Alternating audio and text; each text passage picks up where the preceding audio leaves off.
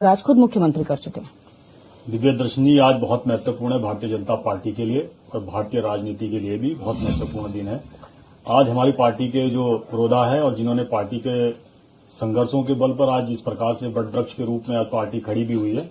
आदरणीय और हम सबके प्रेरणा स्रोत आडवाणी जी का जन्मदिन है। मैं आपके चैनल के माध्यम से मुझे सौभाग्य प्राप्त हुआ, तो मैं आपके चैनल के माध्यम से उनको शुभकामना प्रेषित करता हूं। ईश्वर से उनके दीर्घायु की कामना करता हूं और इसी प्रकार से हमें उनका मार्गदर्शन मिलता रहे।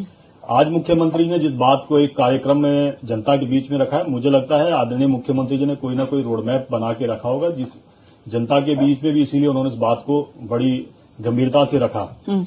और बात ये आपने कहा कि जो आपने कहा आपने देहरादून जिले का जो आंकड़ा भी एक पेश किया कि 11 लाख यहाँ की आबादी लगभग 12 लाख के शहर की जो मतलब 12 लाख की आबादी है और 11 लाख के लगभग आपने कहा कि यहाँ पर गाड़ियां हैं, व्हीकल्स है, 4 व्हीलर 2 व्हीलर्स जितने भी है टोटल मिला के 11 लाख है। तो ये दिखाता है कि राज्य बनने के बाद एक समृद्धि आई है लोगों के अंदर कि उनके पास इस प्रकार की चीजें उनके घर तक पहुंची है। प्रोग्रेसिव नेचर उनका बना है और राज्य का भी प्रोग्रेसिव नेचर बना है। तमाम वो रिपोर्टें आई है, भारत सरकार की भी, प्रदेश सरकार की भी रिपोर्टें आई है, जिसने ये आर्थिक रूप से दिखाया है कि उत्तराखंड जो है कि वो अपने आर्थिक ढांचे को मजबूत करता हुआ आगे बढ़ रहा है। हमारा राजस्व घाटा भी पहली बार बढ़ा है कि हमारा राजस्व बढ़ गया है। और जहां तक आई कि जो एलिवेटेड रोड बन के आ रही है, दिल्ली से देहरादून के बीच में बन के आ रही है, 2.5 घंटे में बनेगी। उस रोड के मद्देनजर जो मुझे जहां तक मेरी जानकारी है कि भाई इस जो ट्रैफिक आएगा कैसे डायवर्ट करना है, मुख्यमंत्री जी ने उस पर और आगे उस पर वो सरकार से जुड़े हुए एक बहुत बड़ा अंग है उनके पास और खाका होगा कि ये जो ट्रैफिक आएगा, ट्रैफिक कहाँ जाएगा और मूलतः जो उत्तराखंड या देहरादून के अंदर जो ट्रैफिक आता है वो कहाँ जाता है। मेनली तो पर्यटन की दृष्टि से आता है और देहरादून में हमारे 3 ही मुख्य स्थल है पर्यटन की दृष्टि से। गुपचुप पानी है, एक सहसधारा है और तीसरा हमारा लच्छी वाला है। और उसके बाद जो हमारे अन्य स्थलों पे जाते हैं और खास करके हमें जो सबसे ज्यादा जो हम ट्रैफिक से हमें जो हमारे पास आता भी है वो आता है 4 धाम की यात्रा में। अगर जो जैसे ये रोड बन रहा है तो इसको कनेक्ट करते हुए एक रोड और बन रहा है बल्लूपुर से हमारा पोंटा साहिब तक। अब यहीं पे एक रोड और बनने जिसकी की हमको वित्तीय स्वीकृति भी मिल गई है भारत सरकार से। अभी उसकी स्वीकृति मिली थी तो हमको मार्च के लगभग मिल गई थी उसकी, इसी मार्च में। ये आपके हरपटपुर से लेके आपके बड़कोट तक। और दूसरा विकल्प जो काम कर रहा है हमारा कि डोईवाला से खरादी और खरादी से गंगोत्री तक जो डीपीआर बनके तैयार है कि रेलवे का ये और एक रिंग रोड का प्रस्ताव अभी मंजूर मुझे लगता है कि वो अंतिम पड़ाव में होगा कि देहरादून के अंदर एक रिंग रोड बनाया, जैसे दिल्ली के अंदर एक रिंग रोड बनाई कि वहां का जो मेन ट्रैफिक है उससे लाभ ये दिल्ली के अंदर भी ये हुआ कि जो मेन ट्रैफिक था, जो हैवी व्हीकल्स थे वो सारे के सारे डाइवर्ट हो जाते हैं कि वहां दिल्ली के पर्यावरण में उससे बहुत जो कार्बन डाइऑक्साइड था वो बहुत नीचे आ गया, जो सल्फर था, जो अन्य जो जितने भी इस प्रकार की जो जहरीली गैसें थी उनमें बहुत कम वहां पर उत्सर्जन हो रहा उसका। ऐसे ही यहाँ पे एक रिंग रोड बनाया जाए कि आउटर में ही सारा ट्रैफिक चले जाए। मगर फिर भी उत्तराखंड का और दिल्ली को हम कंपेयर नहीं कर सकते क्योंकि दिल्ली एक पठारी पूरा का पूरा पठार है। हमारे पास 86% हमारा भूभाग तो मैदान पहाड़ का है। तो ट्रैफिक हमारा जो जाता भी है वो पहाड़ की तरफ जाता है। इस पर हमारा काम कर रही है सरकार, आगे भी बढ़ काम करेगी। जैसे देहरादून के अंदर ही हमने अभी जिलाधिकारी महोदय ने अपने स्तर पर एक अच्छा काम किया है कि सुबह के समय जैसे कि स्कूल के बच्चों का एक ही टाइमिंग था लगभग कि 7:30 बजे 7:20 पे, तो उससे क्या होता था कि ट्रैफिक जाम हो जाता सुबह ही। मतलब जबकि आम पब्लिक नहीं आती थी उस समय, केवल स्कूल का जो ट्रैफिक होता था उससे भी बहुत ट्रैफिक होता था और फिर दिन में और ज्यादा होता था। अब उन्होंने क्या कर दिया कि हर स्कूल की दो स्कूल के एक साथ कर दी, 3 स्कूल के अलग कर दी, तो उससे क्या ट्रैफिक में बड़ा कंट्रोल आया है। ठीक है और एक ब्रेक की यहाँ पर रुकेंगे और ब्रेक के बाद आप सभी का एक बार फिर से स्वागत है। लगातार चर्चा कर रहे हैं कि आने वाले वक्त में इस शहर के लिए बहुत सारे चैलेंजेस आने वाले हैं, खासतौर पर ट्रैफिक के लिहाज से, क्योंकि दिल्ली देहरादून एलिवेटेड रोड जो है जल्द ही लोगों के लिए खोल दी जाएगी। क्या चैलेंजेस हैं, कैसे उससे निपटा जाएगा, इसी पर चर्चा कर रहे हैं।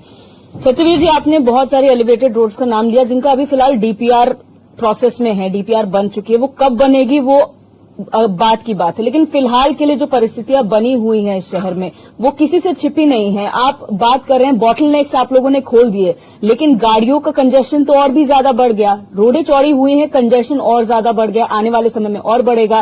पार्किंग्स आपके पास है नहीं, फुटपाथ पे भी गाड़ी लोग अब चला रहे हैं, वो भी अतिक्रमण मुक्त नहीं है। तो फिर आखिर प्लानिंग कैसे होगी? प्लानिंग तो पहले हो जानी चाहिए थी ना।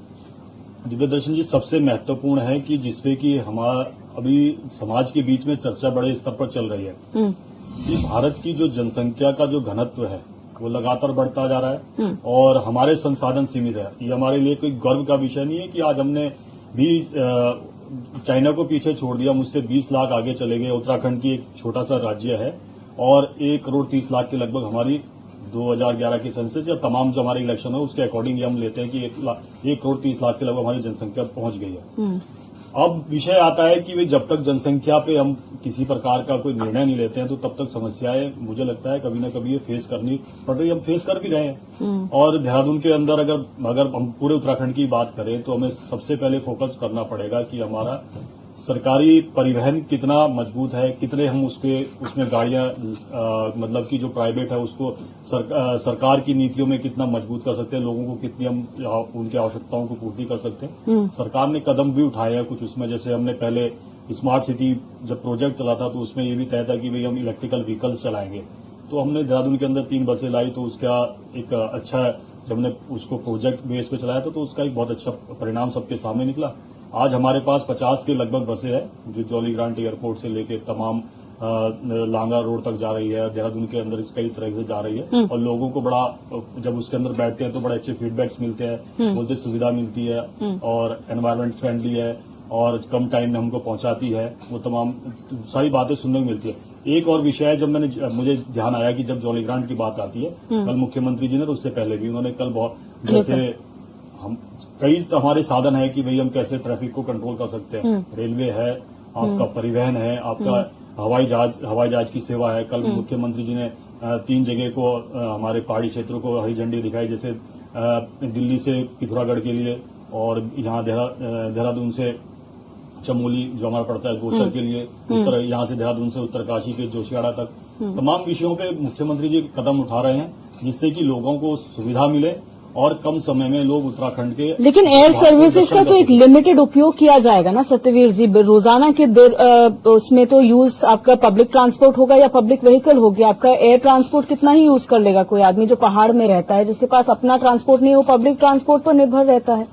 सभी विषयों पे हमारी सरकार काम कर रही है कि रोडें कैसी होनी चाहिए, रोडों की कनेक्टिविटी कैसे होनी चाहिए, जो ट्रैफिक कहाँ, इस पे मॉनिटरिंग भी होती है। सरकार का एक तंत्र होता है कि मॉनिटरिंग भी करता है कि हमारे इस साल पर्यटक यहाँ पर आए, किस क्षेत्र में ज्यादा पर्यटक आए तो वहाँ पे कैसे किस प्रकार की स्थितियां खड़ी होती है, तो उसके अनुसार काम करना सरकार काम कर रही है। हमें जब अब आप देखें कि 4 धाम की यात्रा भी हमारी लगभग संपन्न होने को आई है। गंगोत्री, यमुनोत्री और केदारनाथ के कपाट अब शीतकालीन के लिए बंद हो गए हैं। अब वो उनके पूजा के स्थल दूसरी जगह बन गए।